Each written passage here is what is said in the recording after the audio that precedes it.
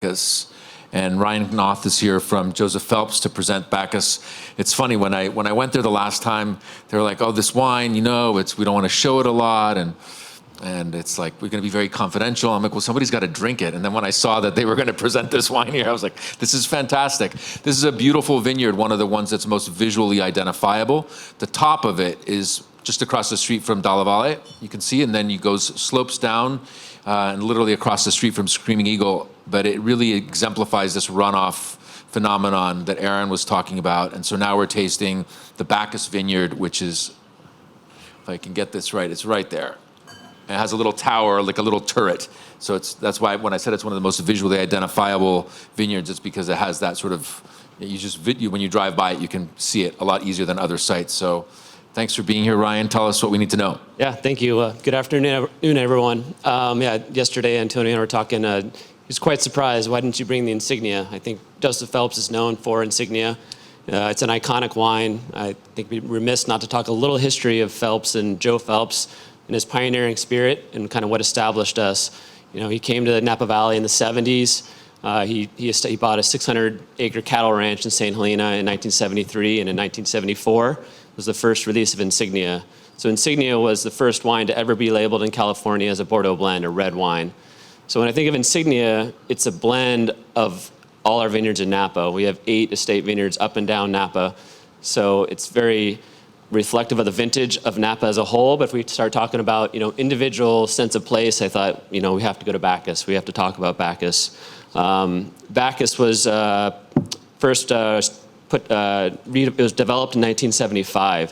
In 1977 was the first fruit coming off there. And just the name is Backus, it's not Bacchus. A lot of people think it's like the god Bacchus, but it's David Backus and Marion Backus first purchased the property. We leased the fruit for about 10 years, and then Joe Phelps purchased the property in the mid-80s. So I think it's really interesting to talk about Backus and where it is, what Aaron had talked about, kind of the landslides that happened, this weathering of the rock. We're on the east side where it was kind of the start of the landslide. A massive landslide is what Backus sits on, and it's actually in 3 tiers almost. There's the upper plateau, we said it next to Dalla Valle. This is solid bedrock. This is very, very rocky soil. As you come down the hill, we have kind of round boulders that are slowly kind of weathering over time, and then we have a lower section that's a little bit more alluvial fan. So within this vineyard, it's 20 acres of vines. There's 3 sections with 3 completely different soil profiles.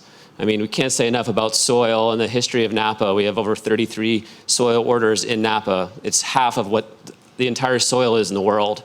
And it's all created by, I don't have the time to go into the subduction and volcanic activity and everything that's happened in Napa, but it's truly fascinating. I invite anyone to really study up the history of geology in Napa, because that is what makes the soils, it is what makes the wines that we're tasting here today. So in terms of Backus being on the complete east side, very volcanic soils, like I said. At the top is boomer loam, the middle is Aiken loam, and then the bottom is Perkins gravelly loam. So 3 different soil types. I see different styles of wines coming from those different blocks. We have 12 blocks within this vineyard, mostly Cabernet Sauvignon, a little Petit Verdot, and a little bit of Malbec in there. I think it's going to be really interesting, too, as we transition to Jason's wine in Futo. So now you're going to go all the way to the west side of Oakville, right? So we have 5 wines in Oakville, and I think they're all going to showcase very different based on soil and temperature and location and how they are. On the west side, you have, it's called the Great Valley sequence that happens. You have your shale and sandstone, creates a different profile wine versus Backus, which is very volcanic.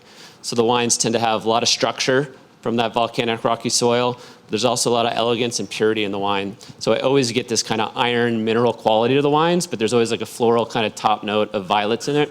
So a lot of concentration and depth. Very unique site that handles the weathering of the sun too. We're facing west, so we see the afternoon sun. But it's an extremely exceptional site that I'm fortunate to be able to make wine from. Thank you, Aaron. And would you like to come here and do my job, and maybe I could sit down and taste these wines? No. I've been working way too hard. I mean, you could moderate this panel, and I could just go taste. Okay, sure. Come up. That's a great synopsis, and thank you, and also a wonderful So thank you, Aaron. Thank you, Ryan. Sorry, let's give Ryan a round of applause.